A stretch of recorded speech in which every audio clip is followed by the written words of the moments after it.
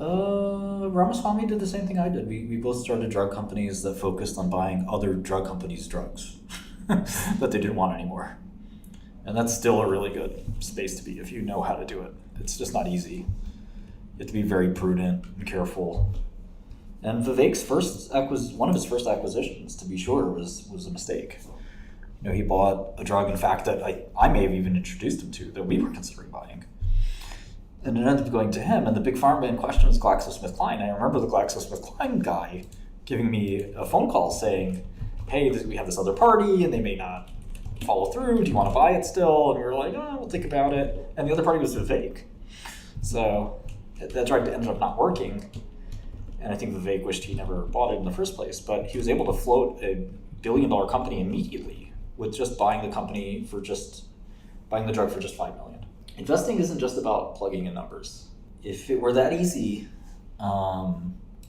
anybody could do it. You have to look at the numbers and think really hard and interpret them, and keep thinking and keep interpreting and keep studying. So the setup cost is very minimal compared to the tremendous amount of thinking and guessing and estimating you have to do. So again, I do this, you might see me doing this quite a bit because ultimately people ask me about all kinds of different stocks, and then I ended up having to set up my system for any given stock. But once you set them up, these numbers will never change. Abbott Labs will never have another Q2 2023 or another Q2 2024 for that matter. It's in the books, it's over. So I have to jot it down once. Reading is one of the most important things in life, man. Very few people do it. And I understand people are busy, but man, there's nothing like reading.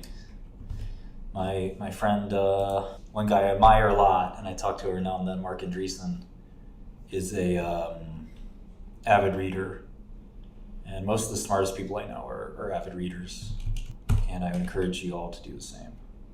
And yeah, I mean, even if you read for half an hour before you go to sleep, and I don't think that matters that much whether you're reading a physical book or not, but I think avoiding distraction is important. So the nice thing about a physical book is that you simply have to hold it in your hands. It requires physical energy to read, whereas screens you can drift away, but you can't really drift away holding a book. You know, it forces you to sit there and read it. Kind of maybe a little bit like financial analysis. If you sit there plugging it in, you kind of learn it, whereas if you just have the model created by a machine, you don't spend any time thinking about the numbers. You can just quickly glance at it and then move on, and you don't really internalize the company. You really have to I feel like for some of these companies, I know them so well, I can almost feel it in my bones or something. It's just a physical, almost tactile sensation thinking about some of these businesses when you know them that well. If you've studied some of these businesses for sometimes decades, there's that synesthesia, which, I'm not somebody with synesthesia, but you get this feeling thinking about a specific drug in my case, or a certain kind of business, where you almost feel it. You have a certain maybe not smell, but all your senses kind of come together because it configures that way in your brain. And that's how well you have to know these companies. It's to just glance at it and be oh yeah, what does that company do? Yeah, it doesn't really, you really have to be in depth. And I'm just sort of demonstrating it. Right now, I'm not really living it. I wouldn't say I'm a fraud or anything, but I don't, in my old hedge fund days, I'd be reading and thinking about companies just 24/7. I mean, right now, I'm doing quite a bit of work for you guys just because I'm going to show off my new system, but nowhere near kind of dedication, because I'd also fixate on one sector. I had a partner who did medtech. I didn't touch medtech. I just did drugs. I mean, I looked at every drug company over and over and over again, nonstop, and took notes, recorded when I met with them, just anything you can imagine. I mean, I can analyze any stock, give or take, right? But expertise is so important. I mean, when somebody says, oh, look at this drug company, Martin, and I say, no, the patent expired 8 years ago, nobody's factoring that in. People are like, how'd you know that? I read every patent they have, and they actually got the drug a long time ago from this company, and it turns out in one of them that I happened to be talking to that exact scientist who made that exact patent. And I remember trying to buy it from him. And that was, 15 years ago. So this couldn't be, a patent. And that's what expertise is all about, right? Like, if you just kind of like, what do I know about Lockheed Martin, right? But if I ran a defense hedge fund, I guarantee you I would know the CEO. I would know all about weapon systems. I would know about every missile, every plane, right? But I don't know all that stuff. I'm not gonna lie to you and pretend that I know it. I admit it. But there is somebody out there that knows every plane, every weapon system, every defense executive, et cetera. It's just not me. Nobody's that smart that they know every detail about every stock in every industry. You'd be lucky if you just know one. And that's what Vivek had to say about me, that I seem to have a grasp on every drug, and I knew drugs better than some companies, own CEOs.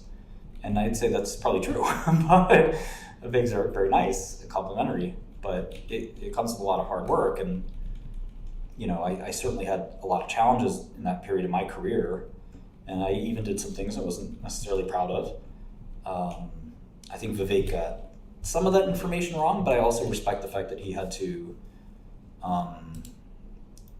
sort of distance himself away from me, just in case that came up as a liability for him in his political career, and I respect that. Politics is a tough game.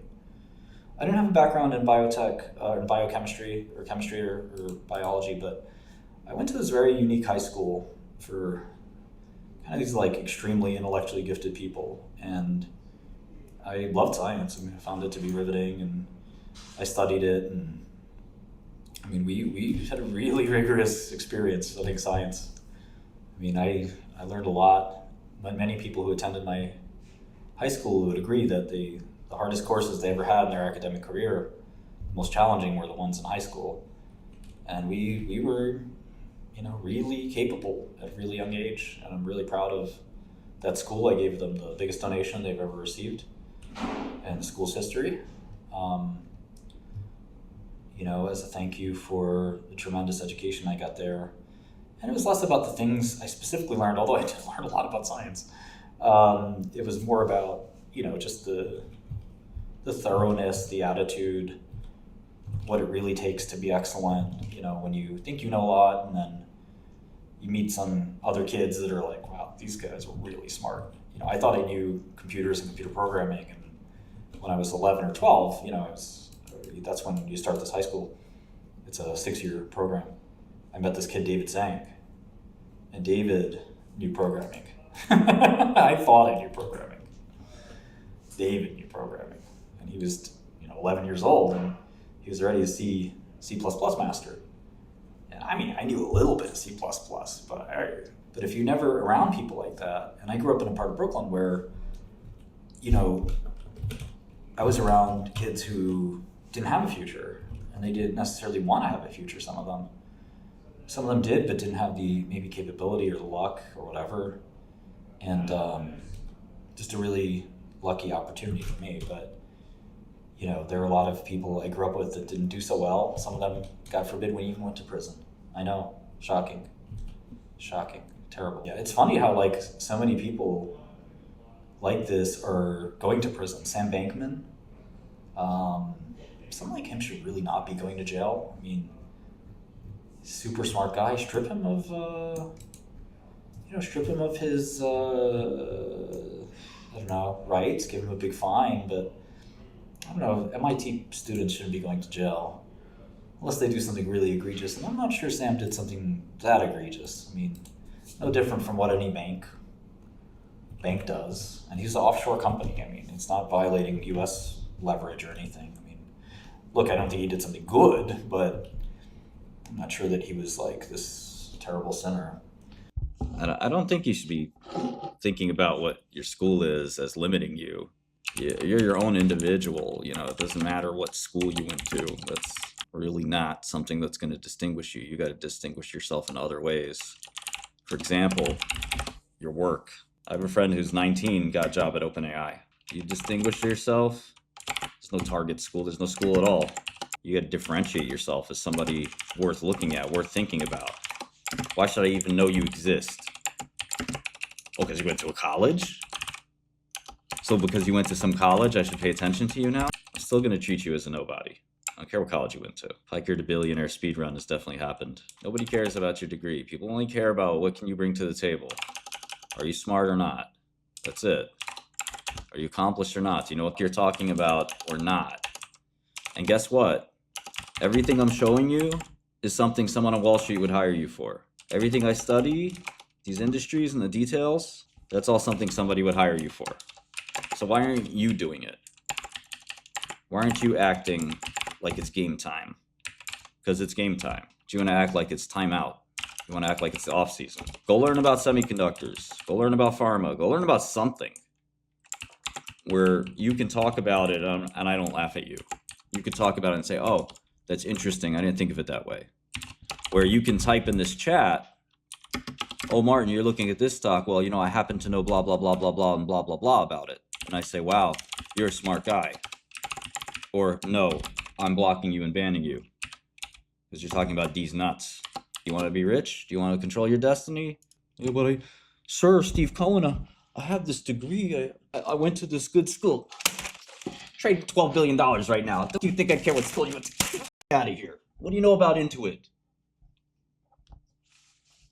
So if the most stock you've traded is in your, I used to say Scottrade, in your Robinhood account, if you traded $5,000 and you want to talk to me about regulatory issues, get a Series 7 or something before you approach me. You think this is YouTube, but I think this is real life.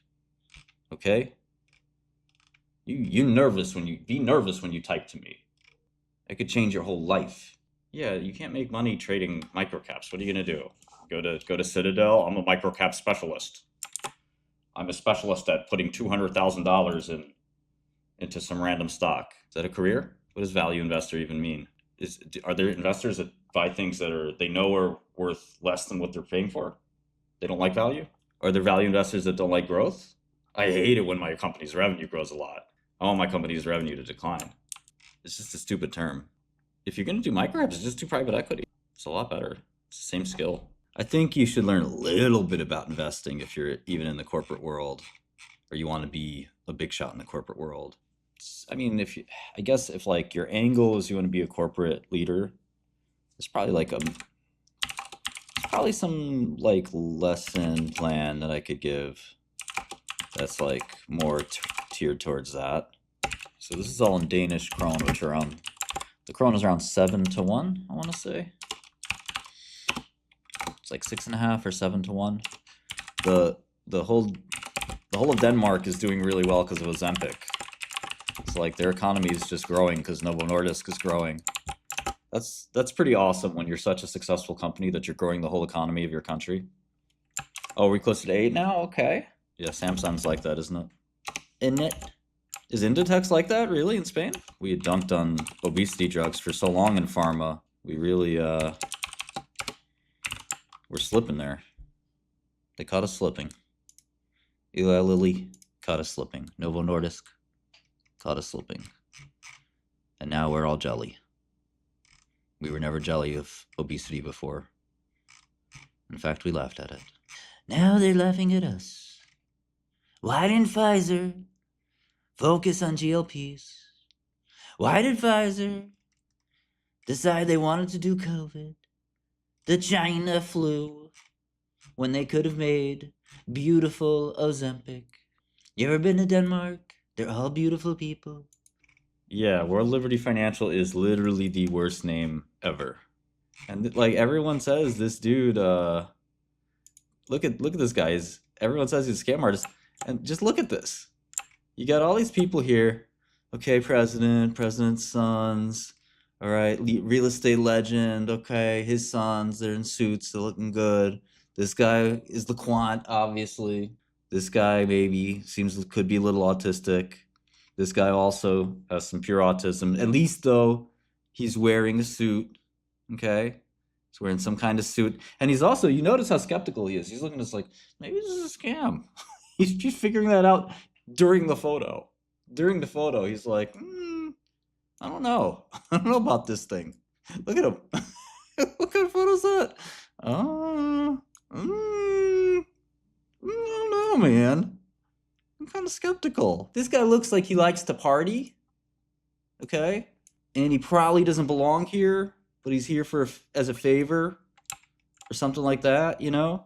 He could maybe be a salesman. Who knows? Maybe. But he probably doesn't know anything. What the? Where? You wearing a backwards baseball cap? Bro, you're not in poker game here. He's not a real deal crypto guy. What are you, crazy? Are you nuts? Everybody in crypto makes fun of him. This guy says he's the dirtbag of the internet. It's like a scammer. Apparently he had there's a website dedicated to just frauds that he's done. Somebody sent it to me, somebody who knew him. Oh yeah, they didn't pay their rent bill. So their landlord sued them. $75,000 of repairs. That was definitely this big boy right here. Chase doesn't own a massive amount of anything. Stop it. He owns $1 billion of ETH, but he can't pay his legal bill.